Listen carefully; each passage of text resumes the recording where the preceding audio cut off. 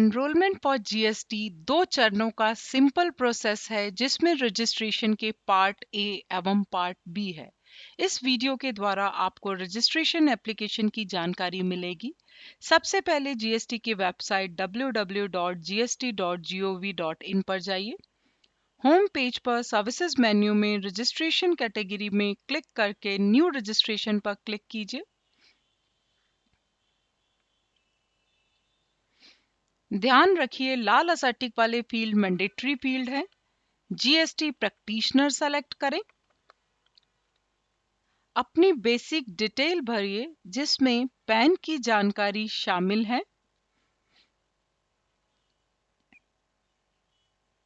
आप अपना valid email ID और भारतीय मोबाइल नंबर भरिए क्योंकि पोर्टल द्वारा ओटीपी नोटिफिकेशन इत्यादि इसी ईमेल आईडी और फोन नंबर पर भेजी जाएंगी।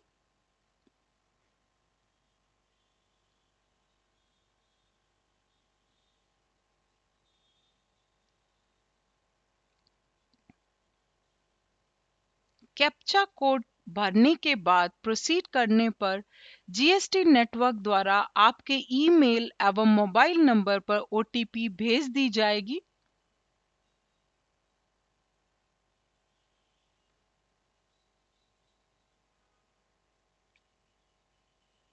नेक्स्ट पेज पर मोबाइल ओटीपी बॉक्स में मोबाइल ओटीपी एवं ईमेल ओटीपी बॉक्स में ईमेल ओटीपी भरिए।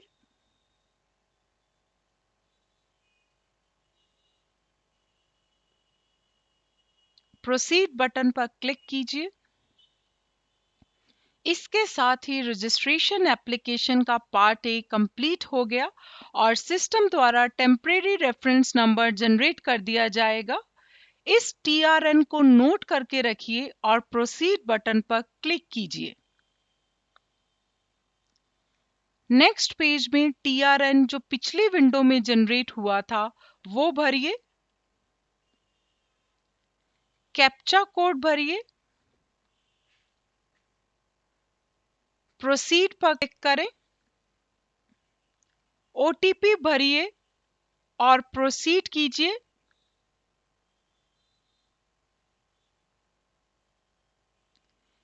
देखिए आपकी सेव्ड एप्लीकेशन का स्टेटस ड्राफ्ट प्रदर्शित किया जा रहा है। एडिट के बटन पर क्लिक कीजिए।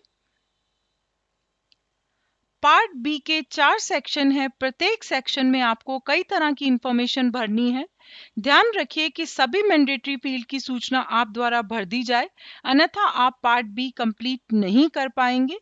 आप एप्लीकेशन को भरने के लिए 15 दिन का समय दिया गया है। जनरल डिटेल सेक्शन में आप द्वारा आपकी बेसिक क्वालिफिकेशन की सूचना भरी जानी है। सबसे पहले एनरोलिंग अथॉरिटी में से सेंटर, स्टेट अथवा यूटी की अथॉरिटी सेलेक्ट कीजिए। आपके सिलेक्शन के आधार पर आपकी एप्लीकेशन कंसर्न अथॉरिटी को ट्रांसफर कर दी जाएगी। आपका जीएसटी प्रैक्टिशनर के रूप में एनरोलमेंट तभी हो सकता है यदि आपके पास डिजायर्ड क्वालिफिकेशन में से कम एक क्वालिफिकेशन है अथवा आप रिटायर्ड गवर्नमेंट ऑफिसर हैं। आप यूनिवर्सिटी का नाम, पास करने का वर्ष एवं जीएसटी प्रैक्टिशनर के रूप में क्वालिफाइंग डिग्री भरिए। सीए, सीएस अथवा सीएमए के केस में membership type, number and date of enrolment की जानकारी भरिए।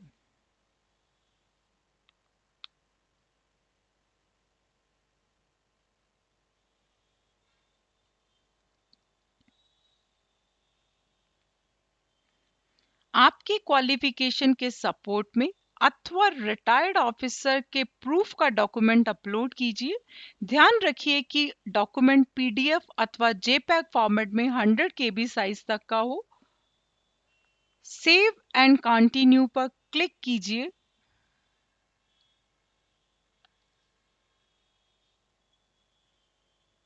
ध्यान दीजिए कि जर्नल डिटेल सेक्शन का कलर अब ब्लू हो गया है एवं उस पर टिक का निशान है, जिससे यह स्पष्ट है कि यह सेक्शन अब फिल किया जा चुका है।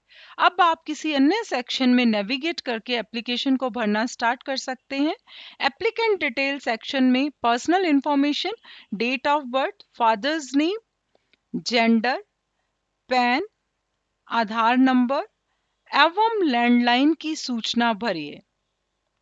ध्यान दीजिए कि मोबाइल नंबर और ईमेल एड्रेस प्री फिल्ड हैं जो आप द्वारा पार्ट ए में भरे गए थे।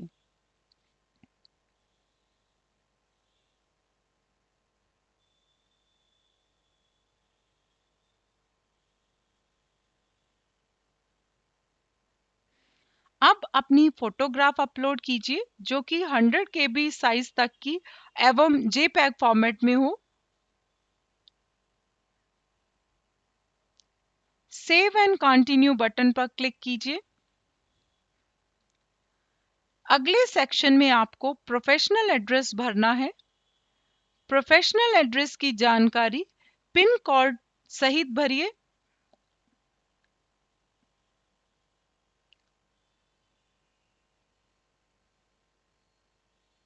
प्रूफ ऑफ एड्रेस का डॉक्यूमेंट अपलोड कीजिए। डॉक्यूमेंट पीडीएफ अथवा जेपीईजी फॉर्मेट में 100 केबी साइज तक का हो। यदि आपके पास प्रोफेशनल प्रेमिसेस न तो स्वयं के हैं और न ही किराए के हैं तो कंसेंट लेटर ऑप्शन सेलेक्ट कीजिए एवं एनओसी का डॉक्यूमेंट अपलोड कीजिए।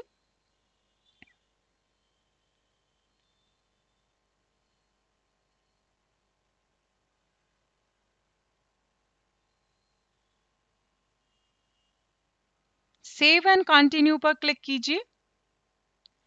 सब कुछ भरने के बाद वेरिफिकेशन पर क्लिक कीजिए। आप द्वारा एप्लीकेशन पैन बेस्ड क्लास 2 अथवा 3 डिजिटल सिग्नेचर सर्टिफिकेट द्वारा सबमिट की जा सकती है, परंतु डीएससी द्वारा एप्लीकेशन सबमिट करने से पूर्व आपको पोर्टल पर डीएससी रजिस्टर करवाना पड़ेगा, अन्यथा आप ई साइन एवं इलेक्ट्रॉनिक वेरिफिकेशन कोड के माध्यम से भी एप्लीकेशन सबमिट कर सकते हैं। ई साइन एवं ईवीसी दोनों आधार लिंक्ड सर्विसेज हैं। आपका मोबाइल आधार से रजिस्टर्ड होना जरूरी है। ईवीसी के केस में ऑथेंटिकेशन के लिए मोबाइल ओटीपी डालना होगा।